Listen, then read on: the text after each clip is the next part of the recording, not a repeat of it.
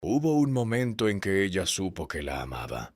No lo supuso, no lo interpretó ni lo dedujo de señales ambiguas. Lo supo de la manera en que se saben pocas cosas en la vida, con el cuerpo entero, sin lugar a duda. Lo vio en sus ojos en una conversación a las 2 de la madrugada. Lo sintió en cómo la buscaba cuando algo le salía mal. Lo escuchó en el tono que usaba cuando decía su nombre, que era distinto al tono que usaba con cualquier otra persona. No era imaginación, no era lo que ella quería ver, era real, y aún así él eligió a otra.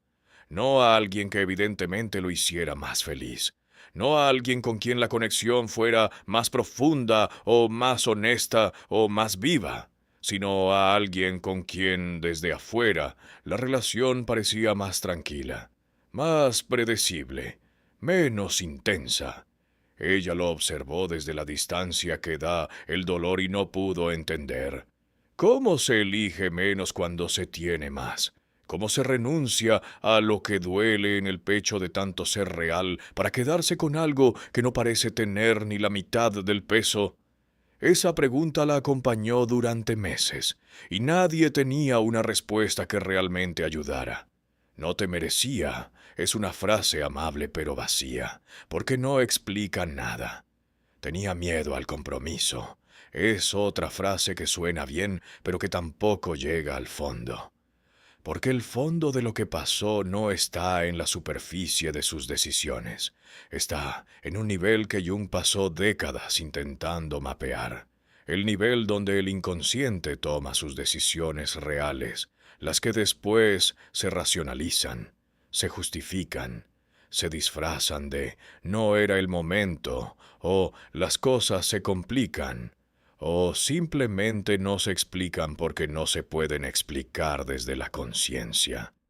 Jung diría que hay una diferencia fundamental entre dos tipos de amor que con frecuencia se confunden porque los dos se sienten intensos, los dos generan apego, los dos pueden doler cuando se pierden. La diferencia está en lo que activan en la psique del que ama. El primer tipo es lo que Jung llamaría amor desde la proyección de la ánima, la imagen inconsciente de lo femenino que todo hombre lleva dentro y que, cuando se proyecta sobre una mujer real, genera una atracción de una profundidad que él mismo no puede explicar del todo. Esa atracción es real, ese amor es real, pero viene en gran parte de lo que ella representa en su psique, no solo de quien ella es. Y esa distinción, aunque parezca filosófica, tiene consecuencias prácticas muy concretas. Porque cuando la anima se proyecta sobre alguien, esa persona se convierte en el espejo de las partes más profundas e inexploradas de la psique masculina. La activa, la despierta, le muestra cosas de sí mismo que no sabía que estaban ahí. Y eso es exactamente tan poderoso como suena, pero también es exactamente tan amenazante como suena, porque las partes que ella activa en él no son solo las partes luminosas, son también las partes que todavía no ha integrado, las vulnerabilidades que no sabe sostener, los miedos que no ha mirado de frente, todo lo que vive en su sombra y que la presencia de ella saca a la superficie sin pedirlo.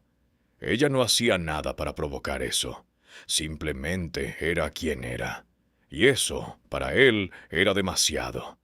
No en el sentido de que ella fuera demasiado en términos de exigencia o de dificultad, sino en el sentido de que la profundidad del vínculo lo ponía frente a sí mismo de una manera para la que todavía no tenía las herramientas psíquicas necesarias.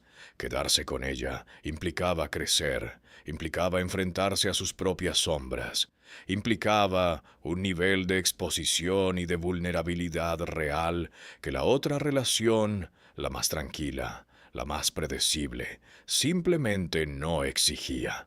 Con la otra podía seguir siendo la versión conocida de sí mismo. No tenía que moverse, no tenía que transformarse. podía quedarse donde estaba. Jung lo habría llamado la elección de la comodidad psíquica sobre la individuación. La individuación es el proceso que Jung consideraba el objetivo central del desarrollo humano, el camino por el cual una persona se convierte en lo que realmente es, en lugar de quedarse en la versión superficial que construyó para sobrevivir. Es un proceso que requiere movimiento, que requiere incomodidad, que requiere el coraje de mirar las partes de uno mismo que más cuesta ver. Y hay personas que en ciertos momentos de su vida no están listas para ese proceso. No porque sean malas personas, sino porque el trabajo que requiere todavía no ha empezado o no ha llegado lo suficientemente lejos.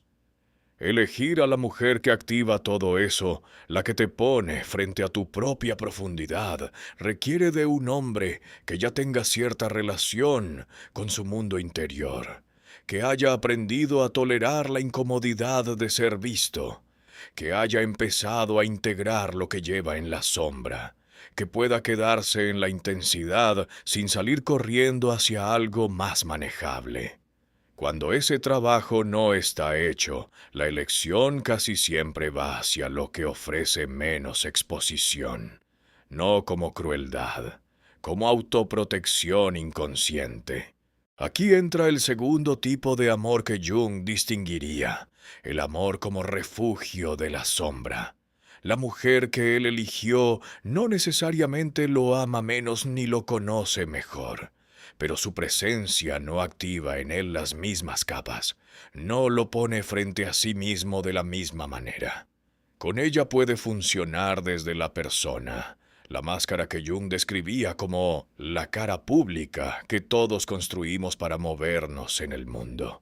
Una relación que funciona entre personas puede ser estable, puede tener ternura, puede durar años, pero nunca tiene la profundidad de un vínculo donde los dos se muestran de verdad, porque la profundidad real requiere que la persona se baje, y bajar la persona asusta. Él no tomó esta decisión de manera consciente. Probablemente no se dijo a sí mismo nada de esto. Quizás se dijo que las cosas con ella eran complicadas, que se sentía más tranquilo con la otra, que quería algo más simple. Esas son las versiones conscientes de algo que se decidió mucho más abajo. Son las traducciones que la mente racional hace de movimientos que el inconsciente ya había ejecutado. Y ella, que lo sabía todo esto sin saber que lo sabía, lo sintió exactamente de esa manera, como si la hubieran elegido en todo menos en lo único que contaba. Jung añadiría algo que duele escuchar, pero que tiene que ser dicho. La intensidad de lo que él sentía por ella no era mentira. Pero la intensidad de una proyección no es lo mismo que la capacidad de quedarse. Hay hombres que sienten lo más profundo que pueden sentir por una mujer, y aún así no tienen la estructura psíquica para honrar lo que sienten con sus acciones. El sentimiento está, la capacidad de actuar desde ese sentimiento, sin salir corriendo, eso es otra cosa. Eso se construye. Y no todos están en el punto de haberlo construido. Lo más difícil de aceptar para ella no era que la hubiera traicionado. Era exactamente lo contrario, que la hubiera amado de verdad, y aún así se hubiera ido. Porque si no la hubiera amado, la narrativa sería más simple. Pero este tipo de historia, la de alguien que te ama y elige a otra, no tiene una narrativa simple. Tiene la complejidad de la condición humana tal como Jung la entendía. Personas que sienten cosas que no pueden sostener, que tienen mundos interiores más ricos de lo que su capacidad de vivir desde ellos permite, que se quedan cortas de lo que su propio potencial emocional exige. La pregunta que ella necesitaba hacerse, la que Jung le habría hecho si hubiera estado en esa conversación, no era ¿qué hice mal? Ni ¿en qué me quedé corta? Era ¿Qué dice de mí el hecho de que me haya enamorado de alguien que todavía no podía quedarse? No como culpa, como pista, porque hay algo en la historia propia de ella que hizo que ese tipo de vínculo le resultara más familiar que el amor tranquilo y consistente. Hay algo que aprendió mucho antes de conocerlo a él sobre cómo se siente el amor real. Y lo que aprendió incluía la intensidad, el no saber del todo, el estar al borde de algo que podría perderse. Eso también forma parte del patrón. Y mientras no se mire ese pedazo, el siguiente hombre que la ame profundamente y no pueda quedarse tendrá una cara distinta, pero la misma mecánica. Jung llamaba a eso repetición compulsiva, el inconsciente que recrea las condiciones de los conflictos no resueltos, porque lo que no se resuelve no desaparece, simplemente se reorganiza y busca otra oportunidad de ser visto. No como castigo, como impulso de sanación. La psique quiere resolver lo que quedó abierto. El problema es que, sin conciencia, sin mirar lo que hay que mirar, el intento de sanar produce más de lo mismo en lugar de algo nuevo. Ella tardó en llegar a esa comprensión. Hubo meses en que simplemente doló de la manera en que duelen las cosas que no tienen explicación suficiente. Meses en que lo vio con la otra y tuvo que aprender a sentarse con la injusticia de algo que no debería haber pasado así.